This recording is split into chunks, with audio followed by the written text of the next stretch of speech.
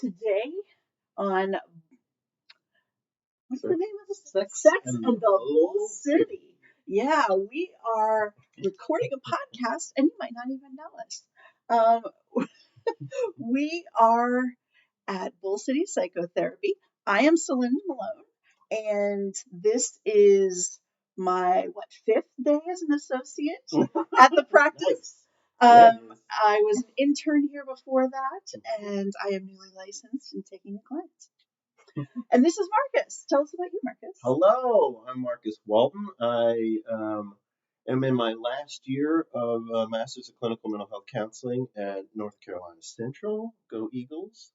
I'm an intern here at Bull City Psychotherapy. I've been here since the fall, and I'm also taking new clients, and I'm doing sliding scale, $10 to $30 a session, or even pro bono, considering taking those on too. So I kind of have interest in grief and crisis, also trauma, PTSD, those kinds of things, with EMDR therapy. We're both EMDR trained. Yeah. And mood disorders, life transitions, ADHD, neurodivergence populations, people that are LGBTQIA plus identified, and so much more. But that's a little taste of where I'm at. And you can bring me all things sex and gender. That's kind of my interest, and I am a CSAT candidate, EMDR trained, do some schema work. And today we are going to talk about a shared interest in religious trauma and purity culture. And tell me a little bit about your background in the religious world, and I'll tell you a little about mine. Yeah, so very deeply steeped in the Christian tradition. Particularly, I grew up going to a Southern Baptist church with evangelical fundamentalist world, which is kind of the ferment out of which purity culture grew. And my mom was a church secretary, and so I was at church all the time. Anytime the doors were open, I was there, and collected my own share of religiously traumatic experiences, and was very steeped in purity culture. I was in youth group kind of in the late 90s and early 2000s, and so I was right there for the unfolding of a lot of what we're going to be talking about. And I'm still, it's been a journey. I'm like a reluctantly religious person. I can't seem to get away from it. I've tried. Fair enough. But I have a spiritual practice, and it's very much still informed by the Christian tradition, but a lot more by the Buddhist tradition over the past year. I would say my meditation practice is in many ways core, as well as my yoga practice. And still always figuring that out. It changes as I change and grow. So, as well. Yeah. And yourself? So I was raised fundamentalist evangelical as well. I went to Bible college and finished a minor in Bible and theology. I used to work as the youth director at a church. My dad was the head elder, pretty much all it still is. Yeah. So I have a whole history there too, around purity culture and its lasting impacts on our lives. So we're using that term like everybody knows what it means. Let's talk a little about what purity culture is, so that our listeners can have a sense of what we're talking about. If you're from an evangelical background of a certain time frame, you probably already know about purity culture. But a little bit about it. Tell us what it sounded like for you. Yeah. What is purity culture for you? Well, I mean, probably at its most clearly articulated and recognized for me, it was the youth group that I was in undertook the sort of True Love Waits program. So, which was like True Love Waits was a book right? First, that was written by, or wait, was the book I Kiss Dating Goodbye by Joshua Harris? Are those different? True Love Waits? Okay. So True Love Waits was a program that essentially strongly encouraged, teens to remain abstinent until marriage, and with a pretty broad definition of abstinence, which sort of gets to the purity bit. And so I had a promised like True Love Waits ring that was given out to me and my peers, and so I wore this ring that looked like a wedding ring that indicated my sort of promising the purity of my body to God and my future spouse. And and I was made to be, I think, very uncomfortable with and afraid of my own sexuality as a dangerous force that kind of had to be uh, kept in check. Yeah, very much. But I bought into it. Hook, line, and sinker. I was all in. Same. I think back, and um, I came up in the early '90s, and there were really three pillars of kind of purity culture for me. One was abstinence that you're talking about, but there was also the very high expectation of modesty. And not making people stumble by the clothing that you would wear, or provocative behavior, and kind of married to that were very strict gender roles, very specific expectations around female gatekeeping of sexuality, and male inability to control themselves, was kind of the expectation that this was the experience that people were going to be having. And that's what it looked like in my world. I can remember in Bible college, there was this, we had to go to chapel every day. 5 days a week, you're in chapel. And there was a particular chapel where the campus pastor expected us to sign a purity pledge. And he called everybody down to the front, and he said, I'm going to keep this on file. And if you get asked out by somebody, you can come to me and say, can I see their purity pledge? And you're supposed to, do this checking up and holding one another accountable for behavior. And that felt really manipulative to me at the time, even when I was in the thick of my belief and buying into this idea of purity. It still felt really manipulative to me. Really? And I was one of like 6 people in the audience who didn't go forward. And he came to me about it afterward and wanted to know, why, what's going on there. But the thing that I found really difficult was that I knew most of those people who were signing this pledge, and I knew what they were doing on Saturday nights. And I knew that they knew the places that you could drive your car and park and have sex. I was well aware that the things they were saying they were doing were performative. And there is an aspect to that of purity culture. Even for those of us who bought into it, there's a certain degree to which you're performing. One thing I didn't mention about myself, but is kind of relevant here in a story that I'm seeing we both share in different ways, which is, I didn't mention, I went to divinity school at Duke, which is, I think, divinity school is a place that a lot of people go who are true believers and who are desperately trying to hold on to their faith in the face of all sorts of forces of critical thinking and deconstruction, right? And I think you and I shared that kind of. For me, I went to div school. It looked different from you, but we we were both true believers, who even if you didn't get up and sign the card, you were walking the walk in the language of evangelical culture.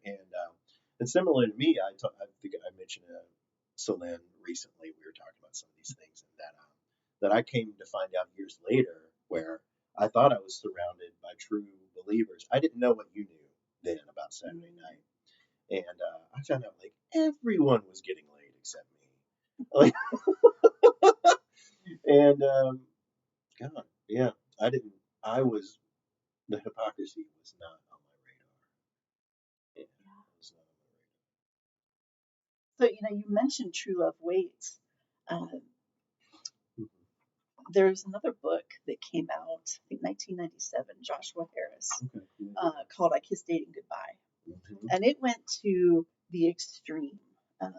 It built on the work of Elizabeth Elliot. She was a missionary wife. Her husband died in a first encounter with the people who had not been contacted by outsiders before. And she became somewhat of a celebrity in I would say in the 70s. And I remember that story. I didn't know something, yeah. She did a lot of writing around purity, and then she did a lot of promotion for his book. And it was kind of the modern day version of was it Purity and Passion? Maybe was the name of her book. I don't remember. But this True Love Waits book really took it to the extreme. That the expectation was not just that you waited to have sex. You didn't kiss somebody. You didn't ask anybody out. There was an arrangement that was made that your parents or your church leaders would notice that there are these young people, and let's pair them up. Let's get them together. And then if that works out, then they meet a couple of times, and if that works out, you can get married, and then on your wedding day you can kiss your bride. Yeah, I'm realizing as you're describing this, Celynd and I did some training with the Religious Trauma Institute, and a lot of what you're describing right here seems, just spot on descriptive of high control religion, right? Oh, 100%. Exerting great control over what many would think of as the most private and personal details of their life and exercise of their agency. So deep reaching in, into people's private lives. I can remember a sense of my body not belonging to me. I was literally told, your body does not belong to you. It belongs to Christ and your future husband. Yes, that's right. And I learned to dissociate from my body pretty young. I was told that emotions were sinful. I was told that any kind of sexual interest was sinful. Everything qualifies as lust, and lust is always bad.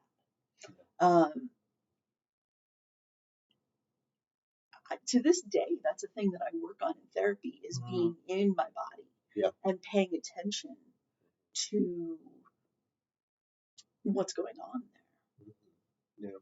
Yeah. I think another thing that we haven't really touched on, but the kind of the history of purity culture and what it is the effects that it had on education around sex. What kind of education did you have around sex when you were in public school? Were you public school? Yeah, I was in public school in Nashville, Tennessee, and I literally had zero sex education. I think there was one context in which it was delivered, and obviously not very highly prioritized. There was a class called Teen Living, but it was kind of an elective style class in 8th grade, and because I was the kind of nerd who was both in band and German, I had my elective slots were stacked, you know, and so I didn't take teen living, and so I never saw the condom go on the banana. I I never got any of it, you know, and then you know to in my home life, you know, I think and this was kind of informed by purity culture, right? I think instead of parents who were um, frank and honest and direct about um, a positive framing of puberty or sexuality or anything like that. There was silence, you know. My parents, I think, were terrified of talking about those things. Even though if you would have asked them, pressed them, I bet they would have said they were uncomfortable with me learning that at school too, which is often this message that you hear. It's kind of like you're not really parents are not giving good sex education at home, really. And then, but also it's like, don't you dare sort of violate the sanctity of this subject with my child who I want to raise in my values and not this secular kind of public education framework. So I remember we were watching the movie Private Benjamin, old Goldie Hawn movie. And it's a movie about Goldie Hawn getting married very young, and then on her wedding night, her husband dies, and she is left prospectless and has to join the military. That's the plot of the movie. And um, very strange. there's a sex scene, and I remember this being on. I would have been 9th, 10th grade, and it was one of the first times I was exposed to sexual content. Yeah. And my dad's policy, apparently he never said this out loud because that was part of the policy, was to just silently watch whatever's happening and don't acknowledge that some sexual content is happening. And I remember my mother walking into the room as she would do when we were watching a movie and saying, "Bob, what are you letting her watch?" And that was all that was said. There was no follow up. There was no education. The only thing there was what was said at church, and what was said at church was don't. Yeah. You don't need to know anything else. Yeah. Just don't. And I think one of the effects of that, if we can move into the effects, has been that there's kind of this dichotomy of you are to remain naive and pure and fairy tale romance up until you are married. Yep. And then the night that you are married, you are told will be the best night of your life. And you will go from being this naive, knowing nothing about sex, to a masterful sex machine. That you know how to do everything, and you know how to give and receive pleasure, and you know how to be in your body, and you know this lead up to this event is really hyped up in that culture. It strikes me there's this kind of chosen and deliberate ignorance of just a basic developmental reality. Because what I heard you describing was this sort of desperate, like, we must keep our children pure until they are magically transformed into adults by having sex, you know. And so many cultures, you know, recognize that adolescence is this profound transition that's structured by rituals and like it's protected and it's supported. And like you're saying, there's this kind of like child, adult, you know, like just push you off. Here's the ritual, and if going down the aisle doesn't, make you magically mature, we don't know what will. Yeah. You know, you said something about it being protective, and I do want us to talk a little bit about the protective nature of purity culture than what they're trying to do. Yeah.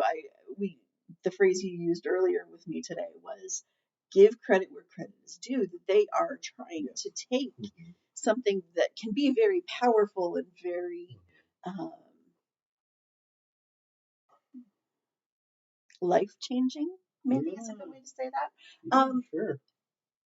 It can take that and protect you from the worst of that, from the biggest dangers of that. And that's what they're attempting to do by controlling our bodies, by controlling our minds. And I respect that they acknowledge sex as being powerful. Yeah, that's right. Powerful, weighty, sometimes with consequences that are not fully accounted for by young and developing minds. You know, um, you hear the line, abstinence is the only 100% sure form of birth control, which on the surface is true.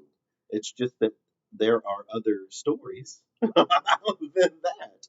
And, you know, yeah, that's another thing we thought of earlier is just that element of, purity culture is a culture that is that was cultivated in church contexts, church communities, but it's also codified into law. That I took a sexuality class at Central, and one of our assignments was to go back to the sex education piece, to look into what the legal requirements for sex education is decided by the states, decided state by state for the education system in that state. And what I read in both North Carolina, where I currently reside, and in Tennessee, where I grew up, were they both seem to have been written by, it felt like, I was joking to her, it felt like they were written by youth pastors, from evangelical churches, because their emphasis on abstinence was, it was absolute, and it made very little room for frank discussion of anything, coming from, I would say broadly speaking, a sex positive, frame. Yeah. So their intent was to protect. What were the actual effects? What were the effects in your life? Well, maybe another generational marker, and I'm comfortable saying this, I said my parents didn't teach me, and then I didn't get the class at school or whatever. But like many people my age, my exposure to sexuality then was through pornography, you know? And that's sex education for a lot of kids today, and even beginning in my age. I'm an elder millennial, born in 1984, and the advent of the internet, was my adolescence. And, so there was that. I had the curiosity, desire. I had all these natural things that we have around our sexuality, and there was no outlet for it, There was no outlet in my church community. There was no outlet at school. There was no outlet at home. And so, it was discussions among, ignorant children who didn't know any better and had a lot of weird mixed up ideas. And then it was exposure, to pornography. And so I would say one effect then is to say that there was no one taking any real responsibility um, for the formation of my sexual imagination, right?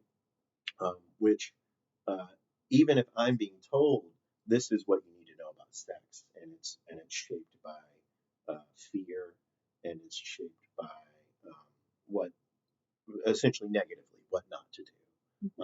Nevertheless, my own curiosity and desire, an innate sense that sexuality is um, something vital and life giving in me, it found outlets. You know what I mean? And that's the thing. Something will out. You know. Mm-hmm. Um, so I think just the giving up of that responsibility that they did. Yes, exactly. What about for you? I would say probably two really big impacts. One, I think, is a broader problem around the same idea with relationships. That you're supposed to go from not knowing how to have a romantic relationship because you really don't, to being a master of romantic relationship. And that had a lot of impact on me and being able to make choices about partners. And I'm divorced and remarried, and I've learned my lessons the hard way around forming of relationships. And even though that's not specific to sex, it comes from the same place as naivety around relationships and naivety around sex. Yep. The other place that I would say that sexuality was impacted for me, strict gender roles.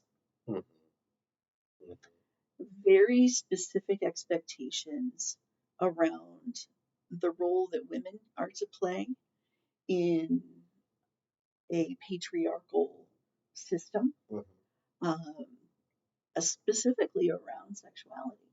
And, I think the idea that we are somehow responsible for another person's thoughts, that we are somehow responsible for their experience of their sexuality, is dangerous. When it takes the responsibility off the individual and puts it onto somebody that actually has no control over it. That's right. And it results in a really helpless feeling. Yeah, I'm recalling lingo around this, like guarding hearts. Did you ever hear that? It's just like, so a woman is responsible for guarding the hearts of men. So it's like, again, the sort of subtext being men cannot help their voracious and bestial sexual desires, that are just coursing through them. And also like kind of being implied that women don't really want sex either. It's just like something that you kind of, begrudgingly assent to from these disgusting men. And so you have to guard their hearts. That's right. You don't cause a brother to stumble. Right. That's the phrase that comes to my mind. And that responsibility for men's sexuality, really more broadly for their emotional experience, I see that as a clinician, that comes in the door sometimes, that somebody else is responsible for somebody's emotional experience, somebody's sexual experience, somebody's experience. And I see it a lot too. I mean, I see, I currently am seeing a lot of women who are coming in and talking about their difficult relationships and how all kinds of emotional labor has been outsourced to them, so to speak. That they are having to do emotional labor for the men who don't know what to do with their feelings, who don't even have circumspection about the fact that they have feelings. Yeah. I think that's part of the strict gender role. I can talk about the female experience there, but I very much recognize that it puts just as much toxic expectation on men around sex. Yep. That men are, I was saying earlier, you're supposed to go from 0 to 60 in no time flat, that you know nothing and then you're a master. Yeah. I think there's this expectation that if you're truly manly, then or masculine, then you will know how to please a woman. You will know how to be sexual.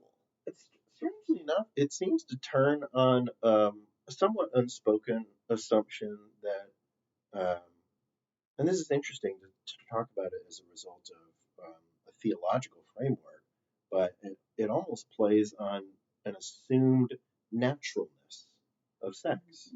You know, that like it's just natural, it just comes easily, and that our bodies know how to do it. You know, you don't have to train yourself to get an erection, so you're off to the races, right? You know, and it's like, um, yes, sex is natural, but it's a lot more complicated, though. It is. And There's a lot more about interaction. I mean, can a 2-year-old that doesn't know how to talk or that has never had any exposure to sex figure out how to touch their penis? Sure.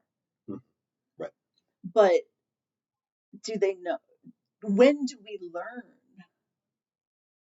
how to interactively be with the physicality of another person? and desire and arousal and attraction and all that is it's not just natural. It's social. It's always socially conditioned, right? Yes. Yeah. And it's a skill. Mm-hmm. Yeah, I liked the Yeah, analogy that you used earlier today, that just because you listen to jazz for 20 years doesn't mean you can pick up a clarinet and play it. That's right. Right? You can consume media about sex and pornography. You can read about it, but until you are in a situation with a partner or partners, there's really no way to know how that's going to go. Yeah. And being masterful is more about communication and the social piece than it is about physicality. Right. And when you talk about masterfulness, it's like I think with intimacy and vulnerability, you know, one like wonderful gift is like to have the permission to fail spectacularly, which is to say, to be a beginner and to be a learner and to not know what you're doing, you know. And like you said, people are stripped of that when you're expected to show up and, like you said, be a master, be an instant adult, you know. You know, we're talking a lot about the effects. I'm wondering about, what do you do about it? Somebody comes in your office and they say, I had no idea what sex really was until I was, had been married for a while. I have these negative effects. I'm having sexual dysfunctions. I'm afraid of sex because it's always been portrayed as negative. It's always been portrayed as sinful and of the body. What do you do about that? Oof. I don't know. I mean, one thing you mentioned earlier that we haven't talked a whole lot about is the way that purity culture also, as it puts up all these danger flags, right, and roots us in so much fear, it alienates us from our body, and the body is not just instrumentalized, but kind of like weaponized. It's like this thing. It's this thing of great danger that we have to be very, very careful with. And even though, again, we talked about consequences, it's like, okay, pregnancy, STIs, right? These are all real risks. Nevertheless, those are possibilities. That's not the heart of what sexuality is, and that's not the heart of the meaning of our bodies. And so, I think it's maybe starting with the self. What is your relationship to your body, and feeling that connection first. Yeah. So the body not as this instrumentalized thing, not a thing that performs, but maybe the body is home, you know, first and foremost. Mm-hmm. Yeah. Yeah. That's my instinct. That's a place where you would want to go. Yeah. Mm-hmm. You know, I think one of the places that is easier today than it has ever been to not fight back, but to respond, to resist this, these negative effects of purity culture, is around education. You know, we talked about the abstinence-only education. We talked about the passing of the buck. There are books and websites and columnists and advice givers and therapists and people all over the place today that know more about sex than we've ever known. And just some examples. I love Emily Nagoski's Come As You Are. It's a fabulous book. It looks like it's written just for women because it's pink and it has a vulva on the cover, but it's really for everyone, and the basic understanding of the fundamentals of sex. And if you want to be a good partner, you know, knowing that and understanding that is useful. There's also a group that I just found yesterday called Sex Evangelicals. For like evangelical or ex-evangelical, which is kind of its own mashup of a word, and adding sex to that their job is to give the sex education you always wish you had. Cool. So if this is you and you have experienced any aspect of this, start with education. Start with curiosity, and don't assume that porn has actually taught you what you think it's taught you. It's entertainment. I used to use the illustration of wild car chases in movies, right? Like you can watch Mel Gibson drive a car through a building and out the other side, and it's entertaining, but it doesn't mean you try it on the way home. Right? Like this is, I'm dating myself with a Mel Gibson reference, but the idea that it's entertainment and it's not necessarily all that real. But educate yourself, be intentional around sex, journaling, give it thought, talk about your partner or partners, and don't treat it like it's this mystery that you have to solve all by yourself. Yeah, I was trying to think of some resources that I might recommend. It's I know I haven't read as much on this as I think you have, but something I've been curious about is reading "Hold Me Tight" by Sue Johnson, which is Sue Johnson is kind of the founder of emotionally focused therapy, and so she's all about working from attachment theory. And I do think sexuality and attachment are really, really bound up together. And I think that would be a good resource. And then I've always got to give a plug for internal family systems. And Richard Schwartz, I can't remember who he co-authored it with, but he wrote a book called "You Are the One You've Been Waiting For." And it's IFS as it informs couples work, but as we were kind of saying with that, the body is home kind of. I think, and you said like the self is home. That's very much the internal family systems, where it would start with that. So, yeah. I think this was a good conversation today. Yeah. And I'd like to have some more conversations, maybe around some of the details that we just touched on today. Yeah. Around purity culture. This is just the tip of the purity berg, the virgin berg. Fair enough. I think this is a good start to a conversation around purity culture. And we'd be curious to hear from listeners what their experiences have been. If you are somebody who has experienced this and are now experiencing difficulties with your sexuality, we are accepting new clients, and we're able to practice anywhere in the state of North Carolina. All right, any final thoughts today? I don't think so. Thank you, Celynd. This is really great. I'm looking forward to keeping this conversation going. Same. Yeah. Very much so. Thanks for spending time with us.